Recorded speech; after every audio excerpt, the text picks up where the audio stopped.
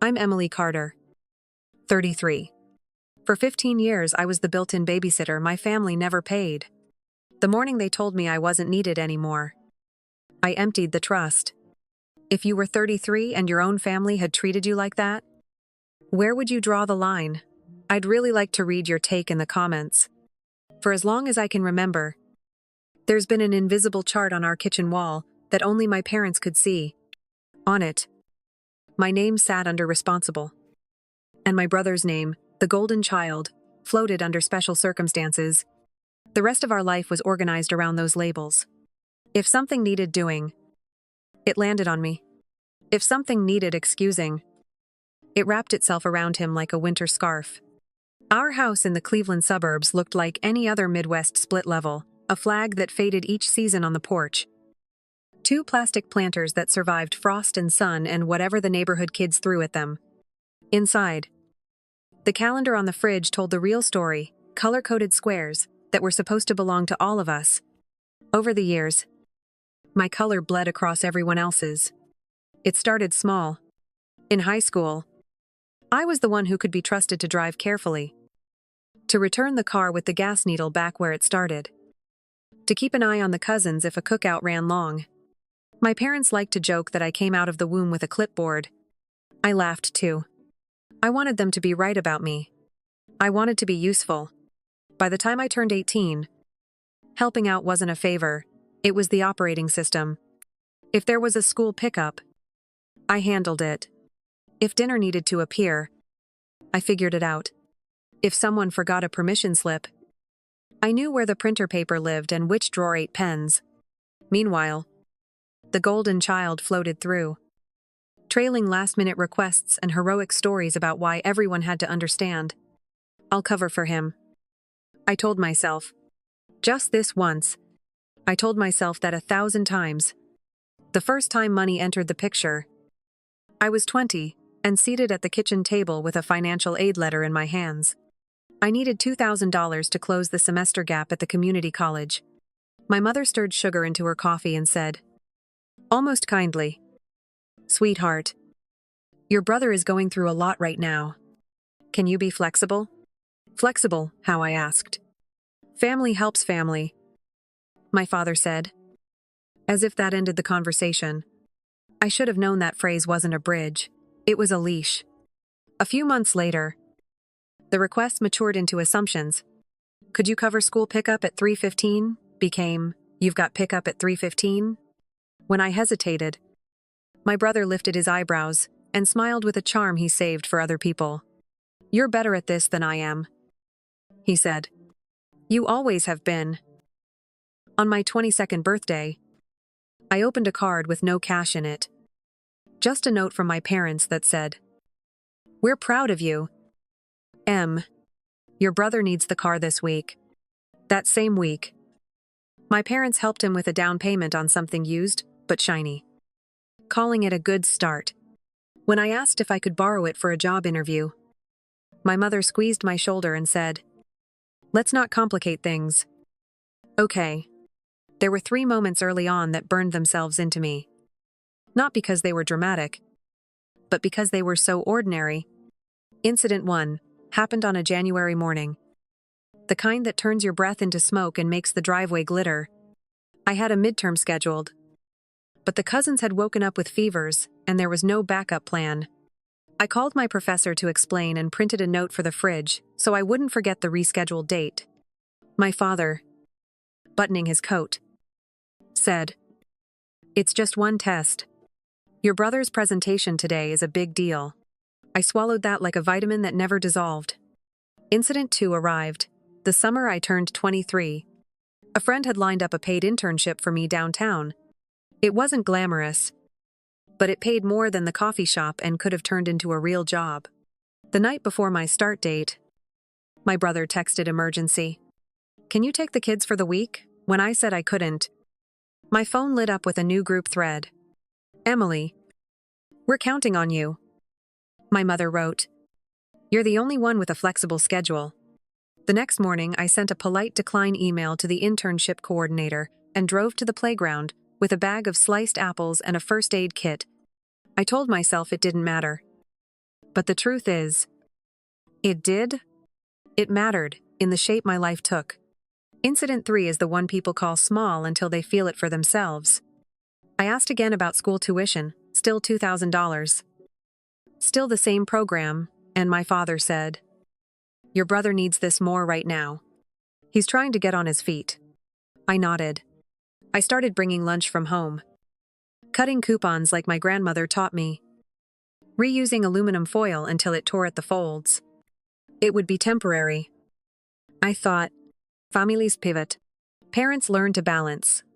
Mine would too. What they didn't know was that I had begun to keep records. Not because I planned a grand reveal, but because I needed reality to anchor me. The notes were small dates and times. Who asked for what? Which commitments I bumped to make room. The exact phrases I heard. Don't be so dramatic. Showed up 3 times in one spring. It's not that serious. Appeared more often in winter. When snow days turned into full-day childcare, and everyone forgot to say thank you. I didn't think of it as evidence then. It was a way to keep from rewriting history in my head. When you're the responsible one, people assume you're also the historian. The archivist. The one who remembers everyone's preferences and the shape of every promise. My little logs kept me honest with myself. If you're wondering where my own life fit into this, so was I. I worked. I slept less than I claimed. I learned which roads around Lake Erie iced first, and which grocery store opened earliest on Sundays. I dated a little and stopped when people called me during dinner to ask if I could swing by and cover bedtime. I became very good at telling myself that this was temporary. That soon my brother would stabilize. And my parents would notice the ledger had numbers on only one side. Sometimes my mother would tilt her head, as if she were listening for a sound too faint to hear. "You're so steady," she'd say, smiling in a way that made me forgive her all over again. "We don't know what we'd do without you." And then she'd hand me a list pickup. Practice. Cupcakes for the fundraiser. A reminder to switch the laundry to the dryer. There were good moments. I don't want to paint our life as a gray block. The kids I watched drew crayon portraits of me with heroic capes. A neighbor waved from her porch and pressed a container of soup into my hands when she heard I had finals. My grandmother quiet. Precise. The fond of crosswords, and the old radio station slipped a folded bill into my palm some evenings and whispered, "For gas." She's the one who taught me how to budget with a pencil and a calm breath. She's the one who said, "When people tell you who they are, write it down." Looking back now, I can see how the pattern taught everyone to expect the outcome before they asked the question. When a cousin needed a ride, my name appeared. When a plan required a sacrifice, my phone buzzed. When anyone said, "We're in a bind," I answered before they finished the sentence. The rare times I pushed back, the room chilled an inch. "You're overreacting," my brother would say, glancing at me like I'd missed an inside joke. "You always take things so personally." I told myself I didn't. I told myself I was practical. Resilient. The kind of person who understood that families run on the fuel of everyone doing more than their share, sometimes. But in our house, sometimes had become always. And more than my share had become mine. If you asked my family then, they might have said we were close. We ate together when schedules allowed. We sent get-well baskets. We remembered birthdays. Mostly. But underneath, there was an economy that never balanced. Time went out from me like electricity. You only notice when the bill arrives. I should have seen it coming. I'd say to myself later. The signs were clear. The year I turned 25, I got my first steady job. Something that gave me a reason to dress in real shirts and learn the names of my coworkers' dogs. I thought that would reset things. Instead, the calendar at home shifted around my start and end times like a puzzle that refused to leave any piece unused. When I tried to explain that I couldn't cover midday appointments anymore, my father said, "We'll figure it out." Then looked at me the way people look at reliable appliances. Grateful and expectant all at once. I can tell you the exact day hope started to thin. It was a Sunday. Late afternoon. The kind that tastes like black coffee and road salt. My grandmother was dozing in her chair. The crossword half finished. The pencil balanced on the armrest. My mother stood by the sink, scrolling through a list on her phone. "Okay," she said, without looking up. "This week Monday, you'll take the kids to practice. Tuesday, pickup and dinner. Wednesday, I put you down for the dentist run." I laughed a little, because if I didn't, it would sound like something else. "Mom," I said, "I have a life too." She looked at me, and for a second I saw confusion rather than annoyance. Then she put the phone down and, in the long-suffering voice I knew too well, said, "Emily, you know, your brother is under pressure. This is what family does." I nodded. It was easier than telling the truth that my life had been arranged like furniture around everyone else's walking paths. That if you opened my calendar, you'd find my name in every square. And if you looked closely, you'd see that the only boxes without obligations were the ones I kept blank on purpose. The way people keep a few dollars in a coat pocket for emergencies. But there was a tiny change underway. The kind that doesn't look like much until it becomes a hinge. I kept writing things down. I tightened my own budget. I said I can't twice in 1 month. Once for a midday pickup. Once for a Saturday that I needed to be quiet. The sky didn't fall. There were comments. Sure. And a few dramatic sighs. But the earth kept rotating the way it always had. I filed that away with the other facts I was collecting. When my phone buzzed late one evening with a message that said, "We're going to need more from you this month." I stared at the words until the screen dimmed. More what hours rides money space inside my chest I typed. "I'll see what I can do." And hated myself for the sentence. Then I opened my notebook and wrote the date, the time, the exact wording, and a note in the margin. I am not a system. I am a person. If you're looking for a single dramatic moment that changed everything, it wasn't in this chapter of my life. It was 1,000 small acknowledgments adding up the list on the fridge.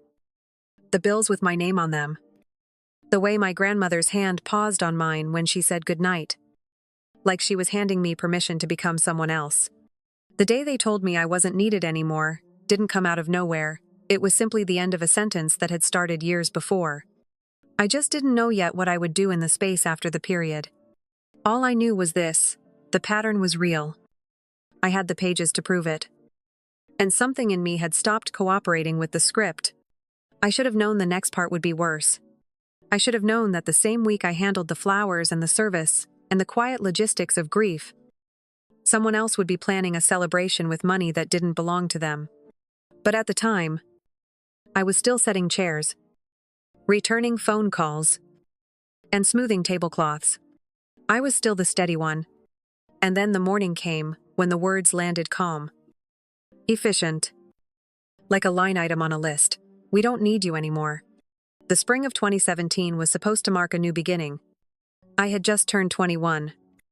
And a milestone everyone associates with freedom, adulthood, and the thrill of being taken seriously. For me, it was less about parties and more about proving that I could carve a path without leaning on my parents.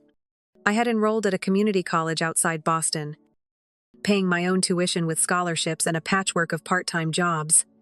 I remember clocking in at a coffee shop at 5 in the morning, grinding beans while half asleep, just to make rent on the tiny studio I shared with a drafty radiator and a leaky faucet. The pay was barely above minimum wage, about $9 an hour back then, but it gave me independence. And that mattered more than comfort.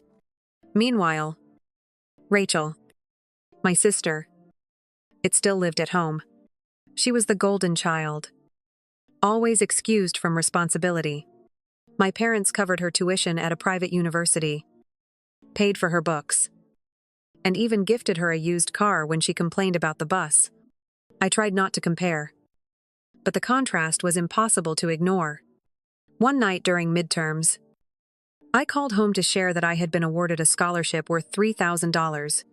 I wanted them to hear pride in my voice.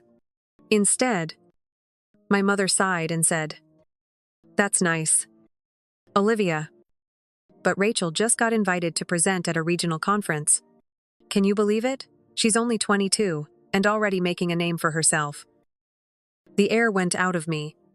I forced a smile into the phone, congratulating my sister while my own accomplishment shrank to nothing. For as long as I can remember, moments like this piled up my hard-won progress, always shadowed by Rachel's achievements, whether earned or simply handed to her. Still, I kept pushing. That summer, I secured an internship at a small law office in Cambridge. The pay was only $200 a week. Hardly enough to live on.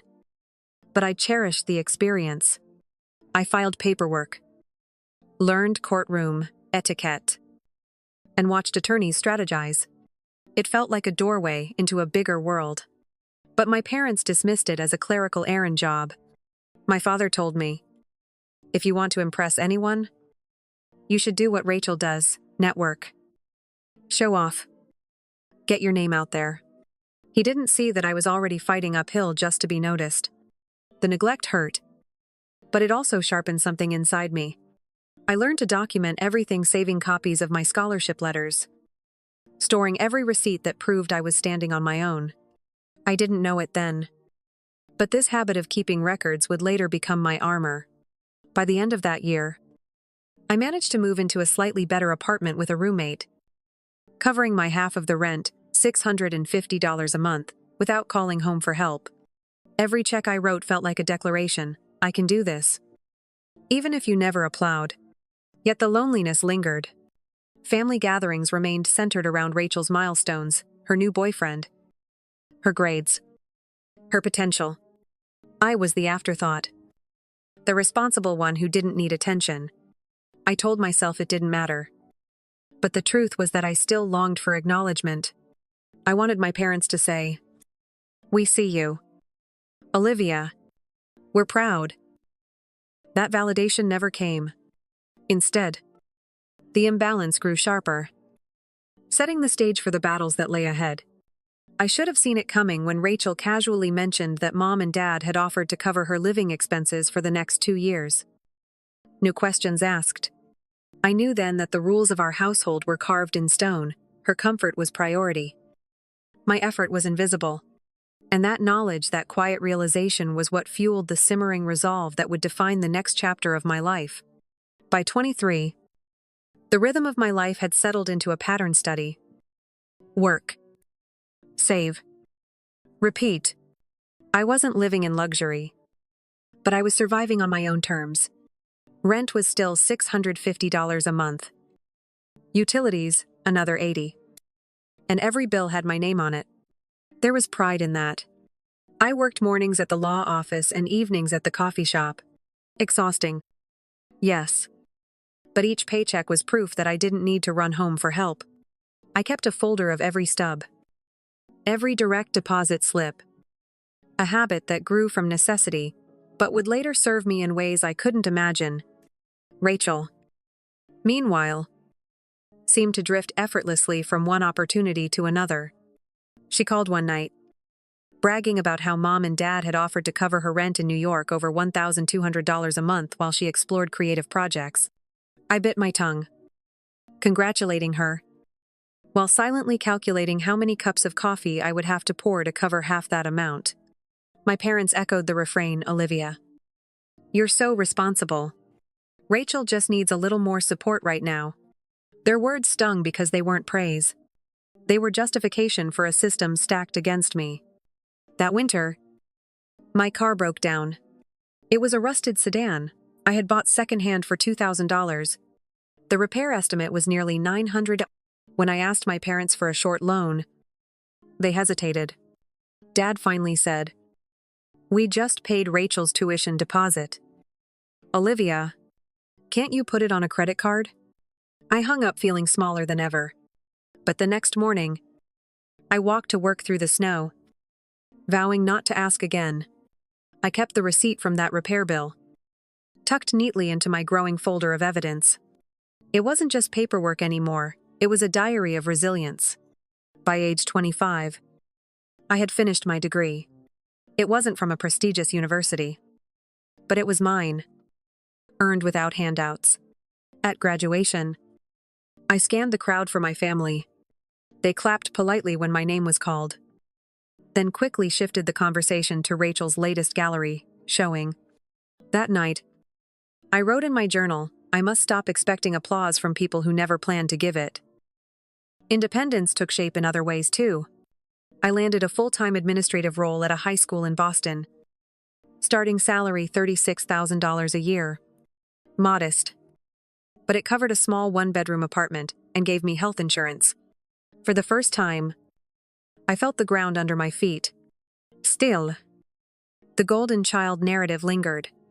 Mom forwarded me Rachel's exhibition flyer, urging me to send a donation.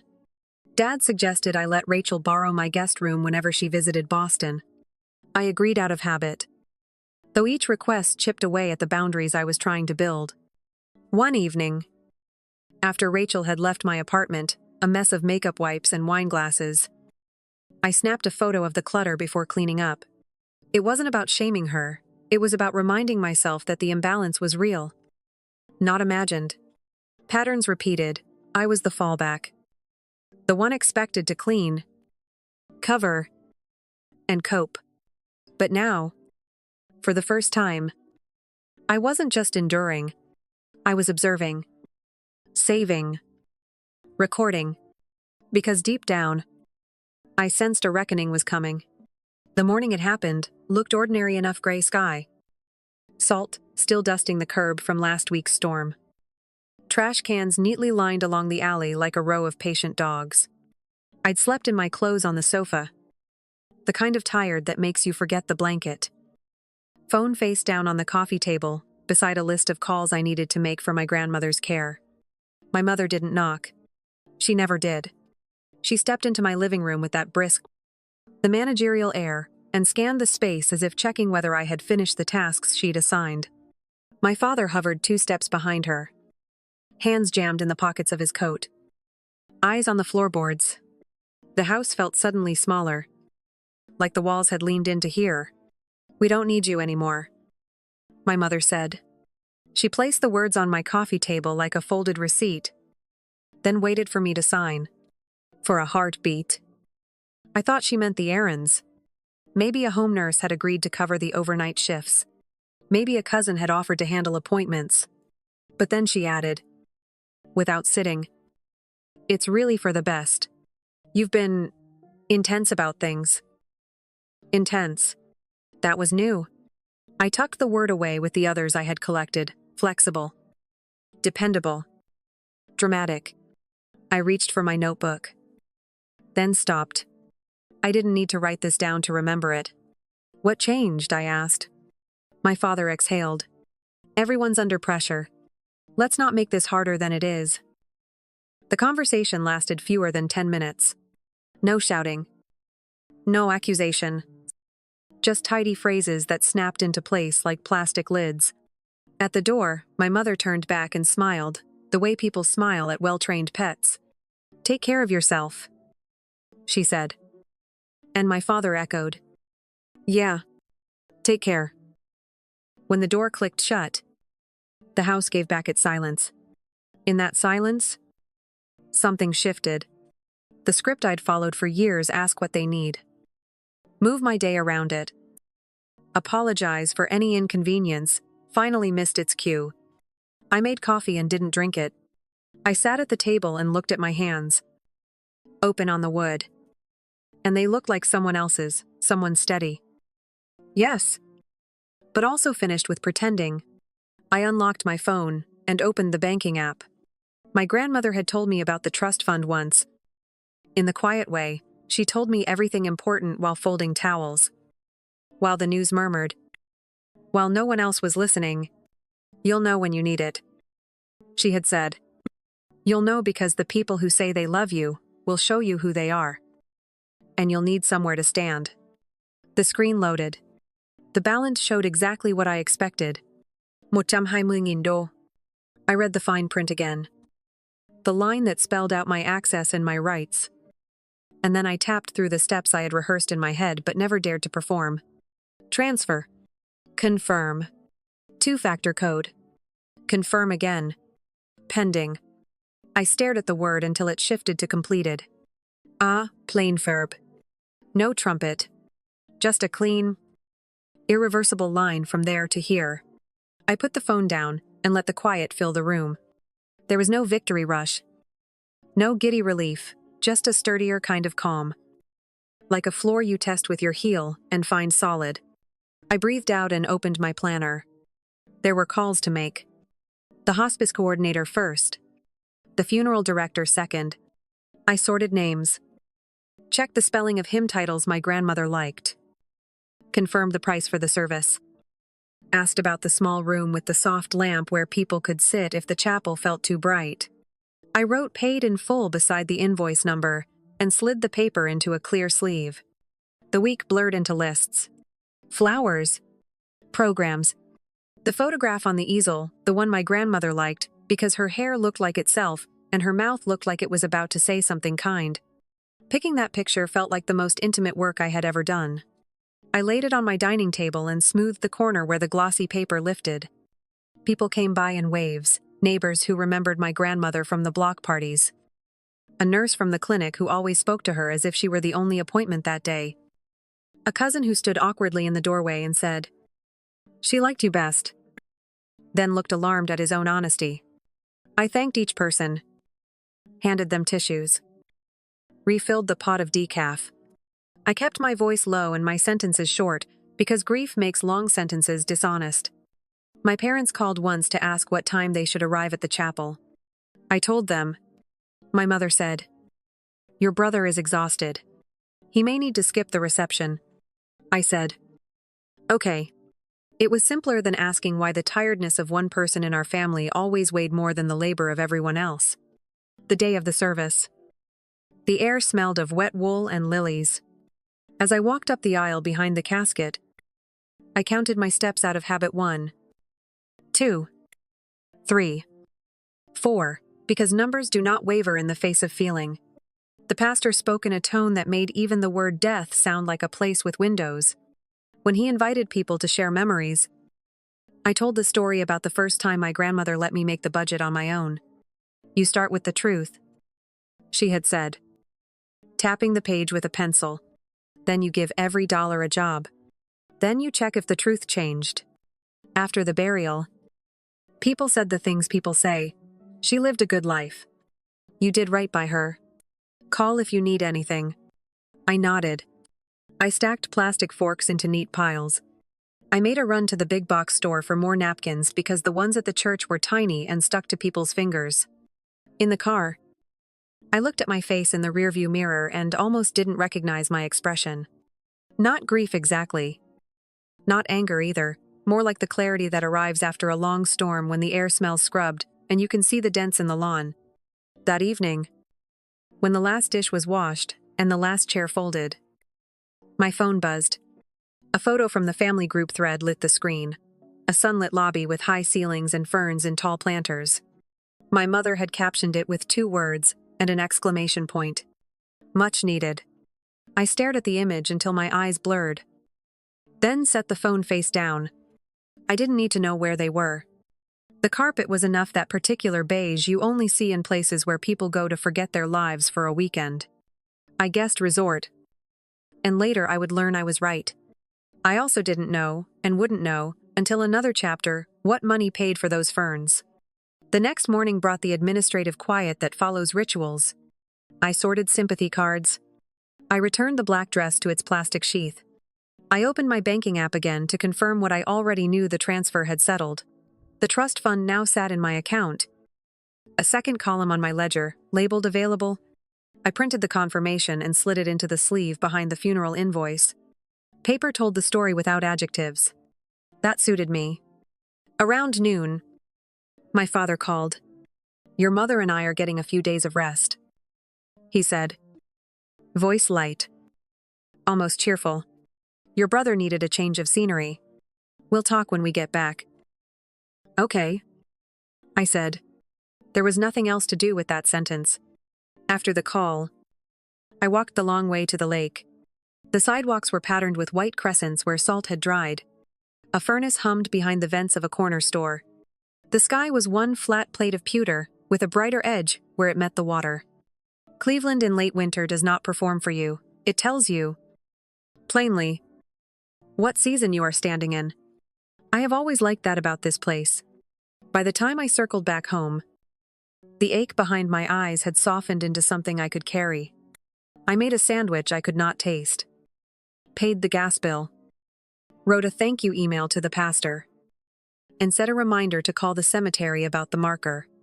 Each small action clicked into the next like teeth on a zipper. A friend texted to ask if I wanted company. I looked at the couch, then at the neat stack of folders on my table, and answered honestly, not tonight. Thank you. Part of choosing myself, I was learning, was also choosing the silence that made room for my own voice. That night, sleep came quickly and without dreams. In the morning, a new message waited from a number I didn't recognize. It was short, formal, and to the point, the kind of message that changes the direction of a week without using a single dramatic word. Emily, this is the office of Mr. Harris. Please return our call regarding family estate matters at your earliest convenience. I read it twice, then reached for a pen. I wrote the time, the number, and the name on a clean line in my notebook. My grandmother had taught me to start with the truth. Give each task a job, then check if the truth had changed. Mine had. I just didn't know yet how much. The message from Mr. Harris's office sat at the top of my screen like a paperweight. I called back the next morning from my kitchen table. The folders still stacked where I'd left them after the funeral. The assistant answered on the second ring. Her voice was measured. Precise. We settled on a time later in the week. No drama. Only logistics date. Hour. Building. Floor. I wrote each detail on a clean line and closed the notebook. The room felt level. The rest of that day I did smaller things that looked like nothing and meant everything. I pulled the living room rug to the porch and beat the winter dust out of it. I washed the black dress and hung it from the shower rod. Clothespins lined like little soldiers. I moved the funeral program from the table to a sleeve in the binder marked complete. It was the first time in months that a task moved cleanly from one column of my life to the other. In the afternoon I opened the family group thread, scrolled to the photo of the beige lobby, and set the conversation to mute. A quiet confirmation bubble appeared, and then dissolved. My phone did not hum again for the rest of the day. The silence felt new in my hands, weightless. Not empty. Setting boundaries, I learned, is mostly clerical. I edited my voicemail greeting, so it no longer promised a call back as soon as possible. I removed myself from 2 standing calendar events, labeled backup, pickup, and dinner help. Recurring on Tuesdays and Thursdays since a spring, I could not fully remember. The app asked, "This event repeats. Delete just this one or all." I chose all. And the blue blocks vanished, revealing ordinary time underneath. I typed a short email to my parents. I will not be available for childcare or transport coverage moving forward. Please make other arrangements. I read the sentence 3 times to check for barbs and found none. It was a line item, not a verdict. I sent it and closed the laptop. That evening, a neighbor knocked with a casserole and a soft question in her eyes. I accepted the food and her company for exactly 20 minutes. Then told the truth I needed quiet. She nodded as if I had said something wise and left her dish with a note tucked under the foil. The note said, "Return whenever. No hurry." I slid it into the folder with sympathy cards and turned off the kitchen light. The next morning, I walked to the lake before the snowplows made their rounds. The wind off the water braided itself through my scarf. The pavement glittered with the fine frost that appears when the air decides to be honest. A delivery truck idled outside the corner store. Engine, ticking a steady metronome. I breathed the cold until my ribs felt rinsed. When I got home, I made oatmeal and actually tasted it. Around noon, my mother called. I watched the screen until her name dimmed and the call moved to missed. 10 minutes later, a text arrived. Clipped and efficient. "We're away for a few days. Your brother needs rest. We'll reconnect when back." I replied with 2 words, "Take care," and set the phone face down. The floor did not tilt. The ceiling did not lower. The house stayed where it was. And so did I. I spent the afternoon refining the rooms to fit the person who lived in them now. I moved the coat rack closer to the door so I could find my keys without breaking my stride. I cleared a shelf for the binders that carried the shape of the last few weeks, funeral invoices in one, bank confirmations in another, handwritten lists labeled called, paid, done. Paper had become a way to speak to myself without raising my voice.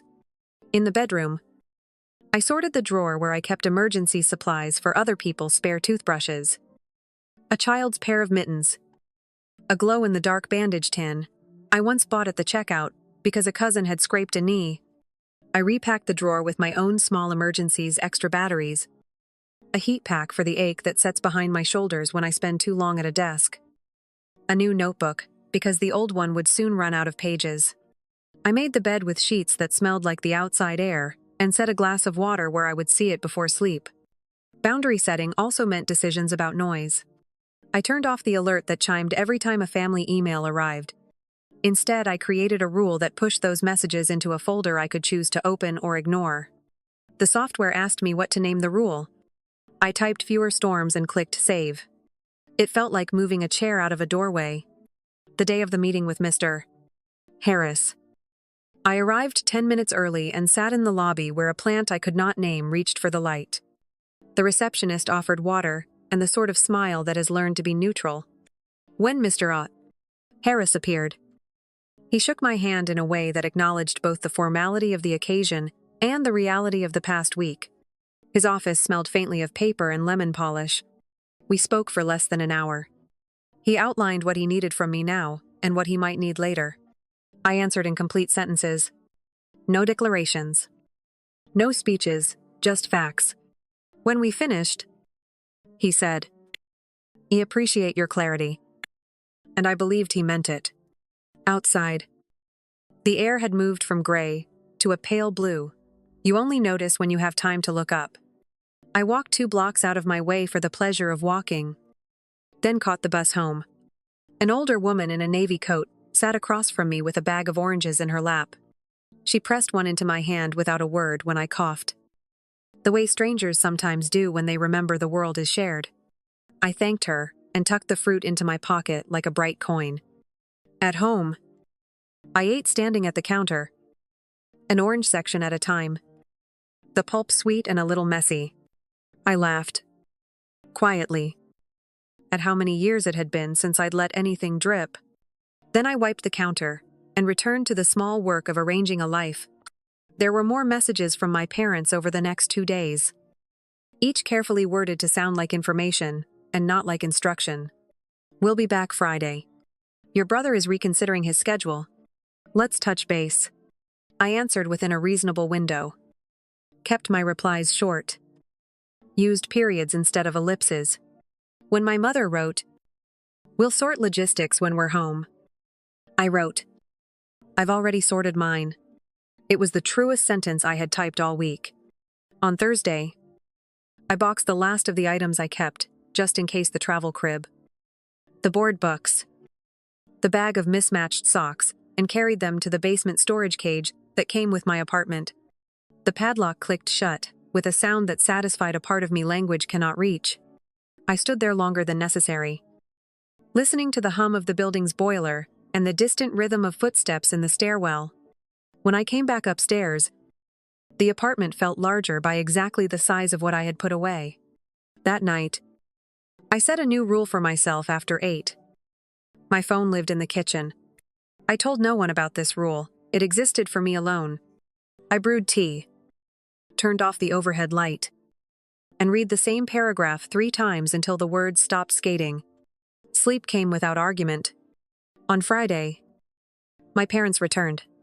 I knew because the group thread flickered to life with a photo of a highway sign and a caption in my father's voice, "Almost home." I did not reply. Half an hour later, my phone rang. Mr. Harris's number. I answered from the sofa. Pen ready. His voice was even, He asked 2 clarifying questions and told me he would be in touch again soon with next steps. We ended the call in under 5 minutes. When I set the phone down, I realized my hand no longer shook after these conversations. The calm had become muscle. In the afternoon, I took the long route to the grocery store, the one that passes the little park where the swings squeak, even when no one is on them. A child in a red hat tried to catch snowflakes on his tongue while his father pretended not to watch and watched anyway. I felt something loosen in my chest. A knot, unlearning itself. I bought bread, eggs, and a small bunch of flowers that lasted longer than they looked like they would. At home, I put them in the only vase I own and set them where the weak winter sun could find them for an hour. That evening, an email arrived from my father with the subject line, "Next week." The body was short. "We need to coordinate some things. Call us." I read it twice. I did not call. I replied with, "Please email specifics." Then turned off the lamp and let the room hold its own shape. I am learning that independence is not a door you walk through once. It is a hallway, with many doors you close gently behind you, each with its own latch. It is choosing the quiet where your voice fits.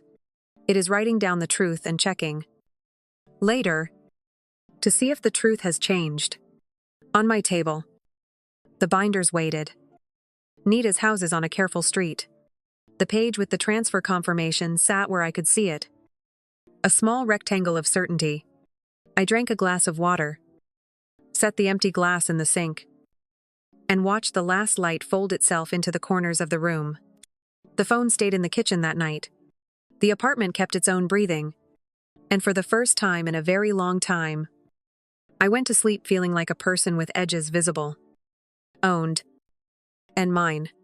The autumn air in the early 2000s carried a different weight than the winters of my youth.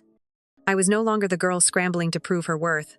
I had carved out a life that felt steady, one built on boundaries I had fought hard to establish.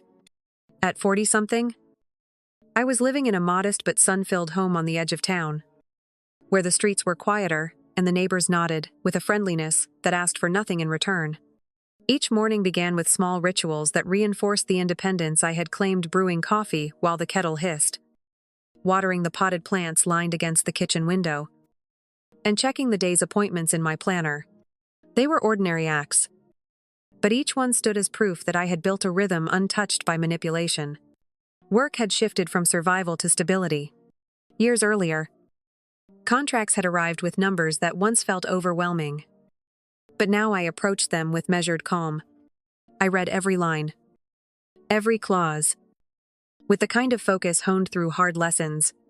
The satisfaction came not from the money itself, but from the quiet knowledge that no one else controlled the terms anymore. Every decision bore my signature alone. Occasionally, old echoes tried to resurface. A relative would call, asking questions wrapped in polite tones, but driven by old expectations. I learned to keep those conversations short, steady, and kind, without surrendering ground. "I hope you're well," I would say, steering the talk toward neutral ground before bowing out gracefully. That firmness had once felt like rebellion, now it felt like peace. There were moments of reflection too, letters stored away in a small wooden box, documents that marked turning points. Sometimes I reread them, not to reopen wounds but to remind myself how far I had traveled. A bank statement here, a copy of a contract there. Each page bore silent testimony to the transformation. They were artifacts of a life reclaimed. Evenings often found me on the porch, watching the sun dip low, painting the sky in shades of orange and lavender. In those still hours, I thought about the version of myself who had once doubted she could stand alone. I wished I could send her a message: "You will not only survive, you will flourish." Friends became the family I chose. We shared dinners where laughter outpaced the ticking clock, conversations that roamed from trivial stories to quiet confessions. They respected the boundaries I carried, like well-worn tools, and in their presence, I felt seen without being measured. The contrast with the past was sharp but comforting. The greatest shift was not in what I had gained but in what I no longer carried. The need to explain, to justify, to prove those burdens had fallen away. In their place grew a steadier rhythm wake. Work. Connect. Rest. It may have seemed ordinary to others. But to me, it was a triumph, written not in headlines, but in the quiet language of freedom. Closing this chapter of life, I realized stability was not the absence of struggle, but the presence of balance. The storms had passed, leaving me grounded, resilient, and unshaken. And though the next stage would demand courage, the confrontation waiting just ahead, I felt ready. Because stability was not the end. It was the foundation on which I would stand for the justice still to come. I did not see the lobby. I only saw the afternoon light that crossed my own kitchen table when the call came in. A pale rectangle sliding toward the binder, where I had filed the funeral invoice. The screen showed Mr. Harris. I picked up on the first ring. Pen already uncapped. Are you somewhere you can take notes? Ms. Carter, he asked. Yes. I had a clean page ready. I wrote the time in the top corner. Then I wrote one word: resort. His voice carried the careful cadence of someone who has delivered news under fluorescent lights and in doorways, who understands how sentences change the air. I met your parents and brother a few minutes ago, he said. They arrived at the property and were in the process of checking in. I introduced myself and asked for a moment outside the line. He told me about the lobby with high ceilings and tall plants, about the beige carpet patterned to hide spills, about the way sound softened, as if the room had decided not to keep anyone's secrets. My family stood near the counter where key packets were arranged in tidy rows. The clerk smiled, the professional smile of weekends away. I addressed them plainly. He said. I explained I represent the estate. I also explained there are outstanding matters that need attention before any funds, particularly life insurance proceeds, totaling 2 trumnum muingindo, are treated as discretionary spending. I did not speak. A simple would have been too much.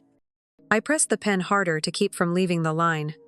Your mother responded first. He continued. She said this trip was long overdue, and that everyone in the family needed a break. I acknowledged the sentiment, and repeated that certain steps must be completed in order, and that I required their availability to review documents and answer questions. I kept my tone neutral. I wrote order of operations in the margin. Process was a language that never failed me. He paused, then added. At that point, the clerk looked to me for guidance. I asked if we could step aside to avoid blocking the line. Your father agreed. He was polite. Your brother was quiet. I could see it the way my father's hand hovered near his wallet, the way my brother's shoulders angled away from conversation, the practiced choreography of letting someone else manage the moment. For years I had been the one to do that.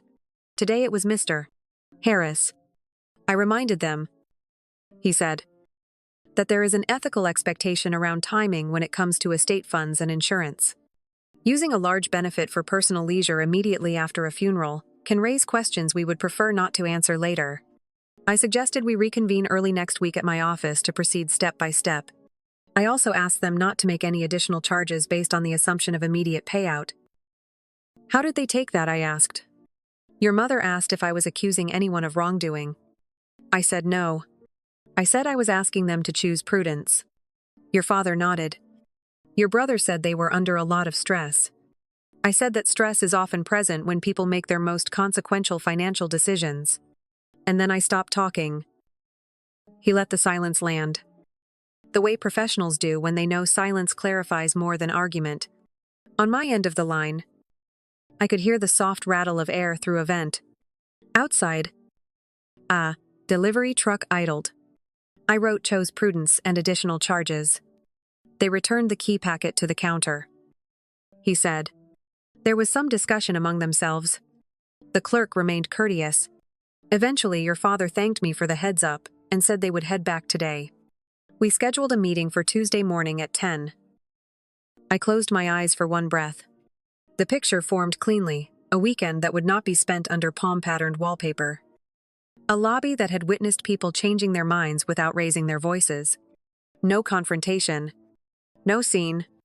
Just a slight adjustment to the story my family had planned to tell themselves about what they deserved. And when? Thank you, I said, for keeping it simple. It is better when it is simple. Mr. Harris replied. I will email a brief summary for your records. After we hung up, I did what I always do. I wrote call, completed, and underlined it. Then I listed the points as if I were preparing a meeting agenda. I would never share met at lobby. Insurance timing. No charges. Tuesday at 10. The page looked like a route drawn on a map, 4 intersections from now to later. The quiet justice of it unadorned. Administrative settled over the room like evening. There would be no satisfaction in the cinematic sense. No confession, shouted across a crowded space. Just a clerk putting a key packet back where it belonged, and my family making a left turn toward home. I made tea. I stood by the window while the kettle clicked. Across the street, a woman guided a suitcase over the seams in the sidewalk. The wheels stuttered at each crack and then continued. I felt the echo of that motion inside my chest. 10 minutes later, my phone lit with the promised email. It contained 6 lines. Parties present your parents and brother. Location resort lobby. Purpose request to delay discretionary. Spending tied to life insurance. 2 chumnam muingin do pending administrative steps. Outcome. Family agreed to postpone. Next Tuesday. 10 o'clock. Office. Note clerk confirms no room keys issued. I printed the email and slid it into the sleeve behind the transfer confirmation for the 1 trum hai muingin do. The 2 pages sat neatly back to back what I had done for myself. And what someone had done in my name. Paper does not gloat. It simply records. An hour passed. Then the group thread flickered, no photos this time. Only a message from my father. We'll talk Tuesday. My reply was a single line, I'll be there. I did not add a period. The sentence was already complete.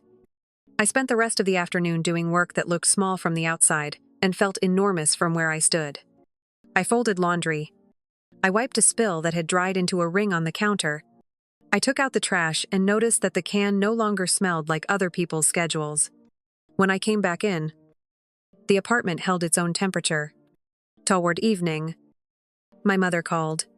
I let it ring 4 times and then answered. We would have canceled anyway. She said, skipping greeting. Your brother is exhausted. I'm sure he is. I said. Long pause. I don't like the implication that we were being irresponsible. I don't think that was the implication. I said. I think the point was order. There are steps. Another pause. This one with the faint echo of a television murmuring in the background. She asked, Are you happy now? The question landed where she intended. Somewhere beneath the ribs where old answers live. I scanned them the way my grandmother taught me. Start with the truth. I looked at the binders. At the clean line of light across the table. At the email cooling under its plastic sleeve. I'm calm. I said. That's enough. She exhaled. Tuesday then. She said. And hung up. I set the phone down and went for a walk. The sky had shifted from blue to the darker color that collects behind streetlights. On the corner, a father hoisted a sleepy child higher on his shoulder. A bus sighed and opened its doors for no one. When I reached the lake, the water wore the day's last light, like a thin scarf. I stood with my hands tucked into my sleeves and counted to 20. The way I used to as a child when I needed time to catch up to myself. Back at home, I placed the kettle on the stove again. When the water began to whisper, I turned the flame low and set out a second cup. I do not know why habit. Perhaps. Or the memory of evenings when I brewed tea for people who arrived late and left their cups half full. I poured only one. Then I rinsed the second and returned it to the shelf. Boundaries hold in the smallest motions. Before bed, I looked over Tuesday's to-do list. 10 o'clock. Office. Bring notebook. Beneath it, in a smaller hand, I wrote, ask about next steps. My grandmother's pencil seemed to move in my fingers. Start with the truth. Give each dollar a job. Check if the truth changed. It had changed. Not loudly. Not with the clang of doors or the sharp light of a scene. It had changed in a lobby where people lower their voices and in a kitchen where a woman answers her phone on the first ring with a pen in her hand. It had changed the way seasons change in the Midwest increment by increment until one morning you look out and realize the color has shifted. And you cannot say exactly when. Justice, when it came for us, did not wear a badge or carry a gavel. It wore a suit that fit and used verbs like postpone and reconvene. It stood by a counter and asked for prudence. It put the key packet back where it belonged. And then it left the room as quietly as it had entered. I turned off the lamp. The apartment did not feel larger or smaller. It felt right-sized to me. I slept without dreaming. The page for Tuesday already waiting. Clean and ready to name what would happen next. By the time the dust finally settled, I felt a calm I hadn't experienced in years. The legal papers were signed. The trust accounts were closed. And the money my grandmother had intended for me was finally where she had always wanted it to be, under my care. It wasn't about the numbers written across the bank statements. It was about reclaiming the years I had been dismissed, ignored, and used. My relatives kept their distance after that hotel scene. Their silence was louder than any argument we had ever had. For once, I didn't feel guilty about walking away. I had carried responsibilities that were never mine for over 15 years. And now those weights were gone. I stayed in the house my grandmother left behind, filling it with quiet routines that honored her memory. The kitchen still smelled faintly of her cinnamon rolls. And every evening I lit the same old lamp she had used while reading. These small rituals grounded me, reminding me that justice didn't always need to be loud. It could simply mean living on my own terms, peacefully. There was no need for revenge or dramatic declarations. Life had already delivered the clearest verdict. My relatives had chosen greed over respect, and they were left to live with the consequences of their choices. I, on the other hand, had chosen boundaries and truth. When I thought back to the lonely day I buried her while the rest of them toasted drinks at the resort, I realized that moment had defined me. It hurt deeply then, but now it felt like the line that separated who I was forced to be and who I became. In the end, I learned that standing quietly but firmly for yourself can be the most powerful act of all. Justice doesn't always arrive in a courtroom. Sometimes it shows up in the peace of finally saying, enough, and never looking back. Story 2, I remarked. I am so excited for the New Year's party that I paid for. You're actually staying at home. Your brother is moving into your flat with his children. Mom grinned. All right. I changed my address, reversed the charges, and when he arrived with boxes, there was a folder with his name on it and a for sale sign on the yard. As I placed the invitation and event schedule on the kitchen table, I said, I am so excited for the New Year's party. DJ seafood catering till 3 in the morning. A view from the roof. It will be different this year. Mom didn't even give me a glance. On the counter, she was chopping cheese. As calm as ever. I wanted to discuss that with you. She added, You're not leaving. I went cold. What?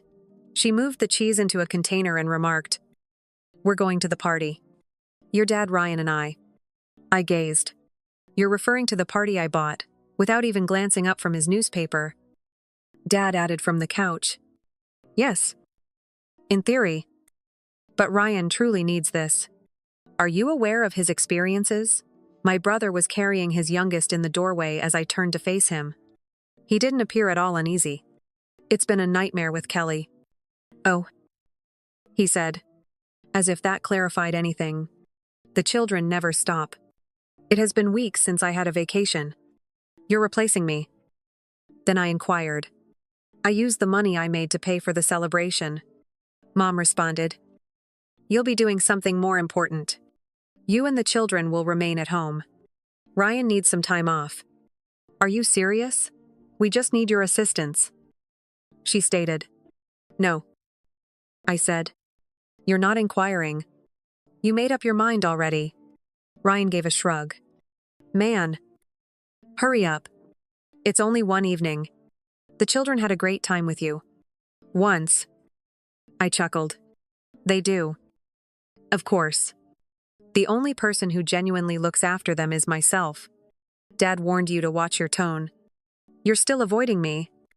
Mon continued. Oh. And one more thing. Ryan will be residing with you for some time. What? She said that after the divorce. He has been unable to pay his rent. As if it were clear, he and the lads will move into your flat, just till the situation settles down. I gazed at her. Without asking, you chose to relocate him and his children into my home. Do you live alone? Flatly. Dad said. There's space. I had a look around. Does Mom continue to shop? Dad continues to read. Ryan is now using the TV to browse the stations as if he were a resident. Before he even entered, they had already made up their minds. All right. Silently. I said. Go enjoy yourself. Mom gave me a quick look. Really? I remarked as I turned to go to my room. I closed the door behind myself. They assumed I was pouting. No! I wasn't. I was considering ways to ensure that they would never again take advantage of me in this manner. That evening, I returned to my flat and sat there in the dark. That much was clear. They had already decided. It was no longer my party. Apparently, neither my money nor my apartment belonged to me anymore. However, this wasn't novel. For months, this had been developing. Following the divorce, Ryan returned to live with our parents. He began by saying it was only temporary. Until I find somewhere else. That was 5 months ago. He informed me. Since then, the topic of difficulty has come up every other conversation. The way Kelly abandoned him. How the mounting legal expenditures were being handled. How challenging being a single father was. I paid attention. I was helpful. I even handed him cash. Little things at beginning. Can you cover the kids' school shoes this month? Do you mind grabbing diapers while you're out, hey? Man. Can I borrow 100 to fix the stroller? And of course, I always said yes. I told myself it was short-term. I told myself I was doing the right thing. But then the assets got bigger. One week it was $300. Just to catch up on a bill. The next step was food. Then petrol money. Then Christmas presents for the kids. Because Kelly's being tough, I didn't keep count at first. I should have. But by mid-December, I'd already sent over $1. Ling ling ling. And not once did he say thank you. Hey, Ryan remarked one day while we were in the vehicle. Are you still living alone? Yes. I said slowly. Good. That second room is at your apartment. Correct, although I agreed. There was something in his tone that made my stomach turn. He smiled. If I moved in with you? It would be much simpler. You don't even use that room. I don't intend to offend. It simply sits there. Are you serious? Would it make sense? I already feel as though I will always be staying at my mom's house. It's becoming strange. You have room. No girlfriend. No children. I didn't respond. Mom called later that night. We have been considering. She mentioned that having Ryan and the boys remain with you after New Year's would be really beneficial. What? It's temporary. She said hastily. Only until he works it out. Your home is tranquil. And he needs a new beginning. It will benefit the guys. Have you discussed this with Ryan? All of us did. That was very typical. She said. He's thrilled. The children adore you. He adds. That's fantastic. Since I haven't agreed to anything. I mumbled. She hesitated a moment. Next. This isn't about you. He's having trouble. I had heard that sentence all year. It was every time I attempted to push back. Avoid becoming self-centered. It was every dollar I donated. You have no children. You can afford it. Every holiday. Every favor. Babysitting every weekend. It was only a small amount of assistance. They referred to it as family. However, I was beginning to see what it was. One way. And I was the one who gave all the time. Ryan emailed me a photo of bunk beds the next morning. Do you think this arrangement would work in the spare space? No. Can we have a conversation? No. Do you think this is acceptable? Only a guess. I spent a lot of time staring at my phone. After that, I accessed my banking app and examined the transfers. Money. Gift cards. Birthday presents. Pizza evenings. School excursions. And utilities. I just made this one payment. I mentally added it up. I tightened my jaw. Since August. Over $2. 000 has been lost. He now want my privacy as well. Something solid sank into my chest. Nobody ever inquired about my well-being. What I was giving up was of no concern to anyone. All they wanted was more. That night, I didn't get any sleep. I was lying in bed. Wide open eyes. Everything I should have said was flying through my head. All the things I should have done sooner. Until around 3 in the morning, I gave up on my thoughts. I was the first to begin. I took out my laptop and canceled all of the reservations. The venue on the roof, the seafood catering and the DJ, the order for champagne. After that, I phoned my bank and canceled all of the charges I had made for the party on New Year's Eve. Every cancellation was like a rope being cut. I then clicked on a different page and put my condo up for sale. The 2nd of January arrived. I felt sharper than ever, even though the sky was dismal and the air was frigid. I had already relocated across town to a short-term apartment. Just a clear, peaceful mind. Nothing fancy. All I did was pack 2 bags and leave the rest behind. No texts. No calls. Simply disappeared. But not before abandoning something. There was a huge, hefty folder with Ryan Grant, scrawled across the top in red marker. A large envelope fastened to the front door. And a bright red and white for sale sign, hammered deep into the frozen turf, in the front yard of my previous residence. 3:27 p.m. My phone sprang to life. Ryan is en route. Children are thrilled. Packed everything we owned. I didn't respond. A few blocks away, I sat in a cafe, observing everything through a live security feed that I had set up a week prior, just in case. He arrived in the minivan 15 minutes later. Toys in a plastic storage bin in the truck. Kids in the back seat boxes, as if he had just arrived at Disneyland. He parked, got out, stretched, and grinned. Then he stopped. The sign caught his attention. He gazed at the bold letters for sale as he stood there. The grin vanished. He ascended the stairs. The door remained closed. Someone had changed the lock. He then noticed the folder. After tearing it off the door, he opened it and began looking through its contents. The show really started at that point. Within the folder, page 1 ampere printed screen grab of the venue reservation cancellation. Email confirmation on page 2 that the catering had been reimbursed, included the line that the client had asked for a complete reversal because of fraudulent family interference. Page 3. A spreadsheet showing all of the money I had given Ryan for groceries, rent, school fees, and children's clothing during the previous 12 months. At the bottom, it was totaled, dated, and itemized. $3. 8.45. Tishati. Not compensated. Not acknowledged. Not valued. Page 4. A letter addressed to him. Ryan. You assumed too much for too long. You thought I'd always say yes. You thought I had nothing better to do than sacrifice my time, money and life for your mess. You were wrong. This is not your home. This is not your backup plan. This is not your fresh start.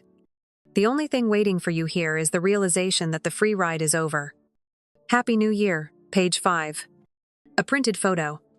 A screenshot from his call with a friend where he joked, "My brother's a failure, but he owes Mom. So it works out." Page 6. Copy of the realtor agreement. Page 7.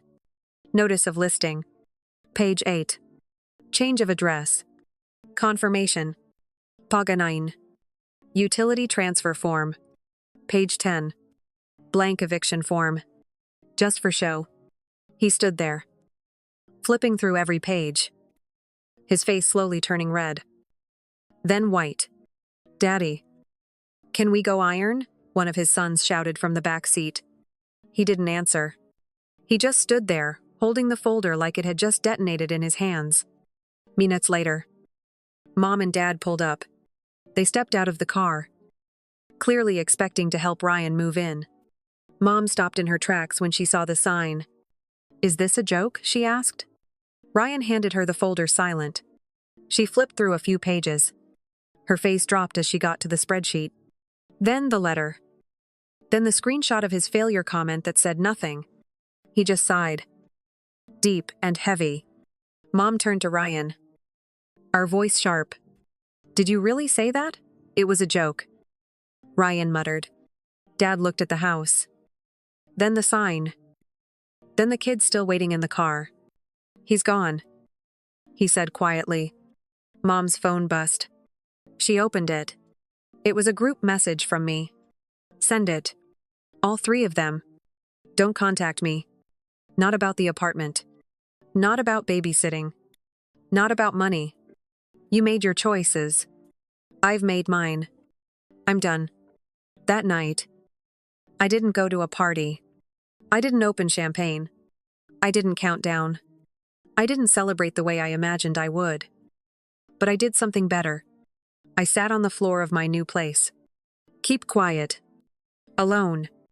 I made a frozen pizza. Watch a ridiculous action movie and slept like a rock. Because for the first time in my life, I didn't know anyone anything. And no one was coming through my door with boxes ever again.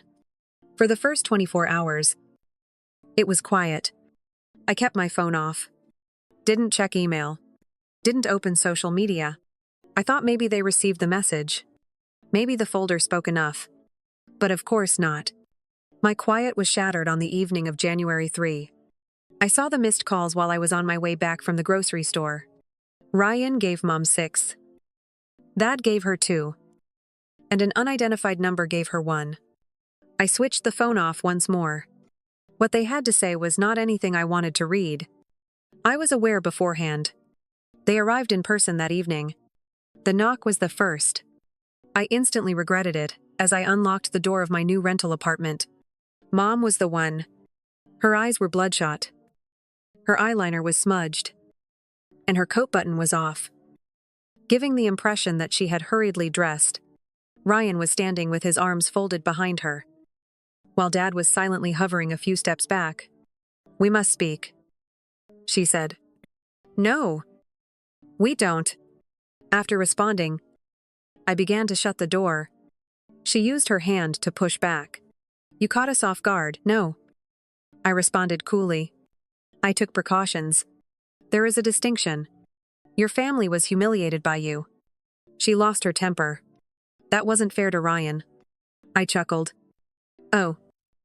He was not worthy of receiving a written list of all the things I had done for him. For once, he didn't deserve to be honest." Ryan took a step forward. He spoke louder. "You caught me off guard. You had the opportunity to speak to me like a man." "You mean that you called me a failure when you spoke to your friend on the phone who was Mom?" I said that. He flushed. "It was a joke. There was a pattern." I fired back. "I was used by you for a year. Most likely longer." At last, I declined. "You're not fond of that." That was the first to speak. "You didn't have to exaggerate anything. The folder, the flat, and the party. I told you that the folder was the only thing that got your attention. I was about to destroy the bridge before you stopped." Mom gave me the tense, irate smile she had just about to give me. "I feel guilty. Your family is us. I'm not your servant." "Either." I lost my temper. "You have no right to come here and act as though I have to give you an explanation." "I don't." She took a long breath and moved away from me, even though it seemed like she was about to hit me. "This is something you'll regret. You'll realize how self-centered you were when you look back." "No," I responded. returning inside. When you look back, you'll see that the only thing that kept this mess together was you. For the following few days, I shut the door. I anticipated more. But they only appeared in various forms: texts, emails, guilt trips, and a few others. All we want to discuss is voicemails. Ryan even attempted to use a card to invite the children over. "Uncle, you are missed." I didn't respond. Instead, I began therapy. I started taking care of my money. I disconnected my old credit card, created a second account, and changed all of the passwords. I needed time. I informed my employer. Without asking any questions, she granted me a week off, and I did nothing for anyone else for a change. The twist then appeared. I received a call from an unknown number a week after the explosion. I wouldn't normally answer, but I felt compelled to do so. "Hi there," a pause, followed by a quiet voice. "Is this Michael indeed?" "Karen is my name." My name is Sister Kelly." I felt sick to my stomach. Kelly, Ryan's former partner. The children's mother. She said softly, "I hope this isn't a bad time." I wanted to express my gratitude.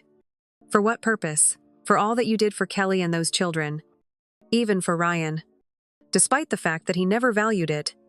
I was at a loss for words. She went on.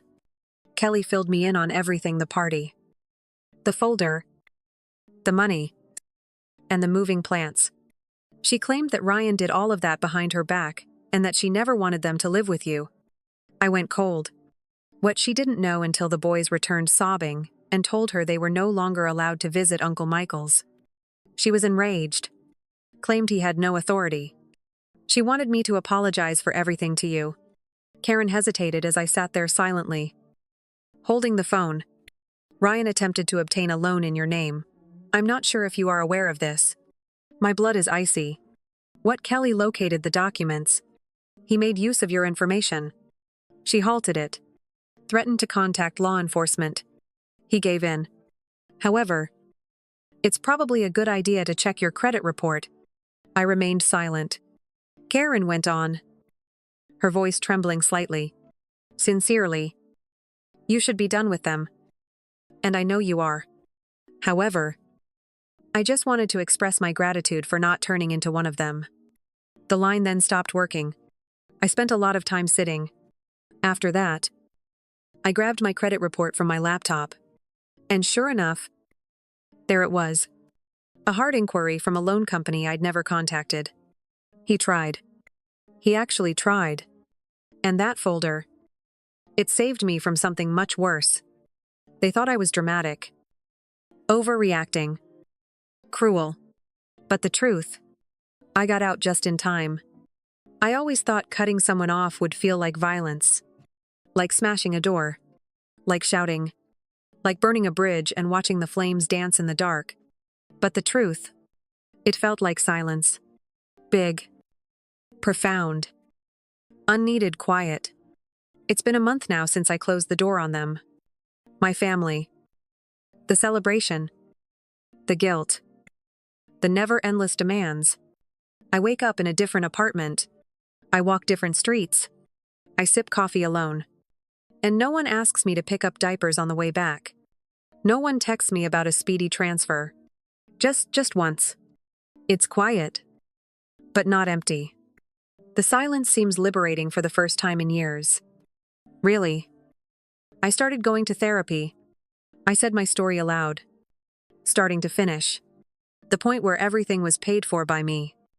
The portion when I was dubbed a failure behind my back by my brother. The portion when my parents said that since I had no obligations, I didn't need anything. Something my therapist asked me struck me like a freight train. What would happen if you were no longer of use? I was aware of the solution. I was dropped. They had it already. For as soon as I stopped making payments, I stopped bending. I became irrelevant. I wasn't loved by them. I did something for them that they adored. And something deep within of me was destroyed by that understanding. However, it created room when it broke. Make room for me. Now my credit is locked. I have different bank accounts. Regarding the attempted loan scam, I anonymously reported it. I received another contact from Kelly, asking whether I wanted to file charges. No, I told her. I'm not seeking retribution. Distance is what I seek. That's all. Since then, Ryan has not attempted to contact me. Dad and Mom haven't. They gave me a group SMS as their final communication. This family believes that you are dead. It didn't hurt. Even though it should have. What had always been true seemed to be set out for the first time. Then an unforeseen event occurred. I received an email from Kelly, Ryan's ex-wife. A week ago. Subject line: Thank you. She informed me that she had relocated out of state with the boys and had applied for full custody. That she discovered a better life, a better career, and a better school. She composed, I've always assumed you're the background man, the silent one. However, I now see that you were the only one who was steady. While the rest of us took advantage of you, you kept everything together. I regret not speaking out sooner. You are missed by the lads. I'll never say anything negative about you to them. They would love to hear from you, if you ever wish to write. When I read that, I started crying. For the first time, someone truly noticed me and stated it. Not because I wanted to return to their life. You're not self-centered. Don't be too theatrical. Not you. I was fair. Thank you. That was more than my own parents ever gave me. I have no regrets about what I did. The unit is being sold. The best choice I've ever made. Severing them. Long late. That folder. To be honest, that was worthy of a Pulitzer. What in a moment. I do it all over again. They believed they had broken me. They believed I had returned in a shambles. I'd feel bad about it. That I would feel isolated. Here's the reality. Though, I don't feel isolated. I feel fresh. I feel whole. This is something I've never experienced before. They can never steal anything I possess. If you're reading this, you may be thinking that your family only calls when they're in need. Have you ever been living someone else's life and missed your own? If assisting becomes a way of life you never consented to, I have something I would like you to know. You can get out now. You have the right to refuse. You are free to leave. Pack up. And never return. You can leave after placing the folder on the door. You share their blood. But you don't show them your life. They are unknown to you. Your lack of response. Everything you've been giving away is something you owe yourself. And grin when people accuse you of being selfish. Because when they say that, it indicates that you have finally become your own person and are no longer their property.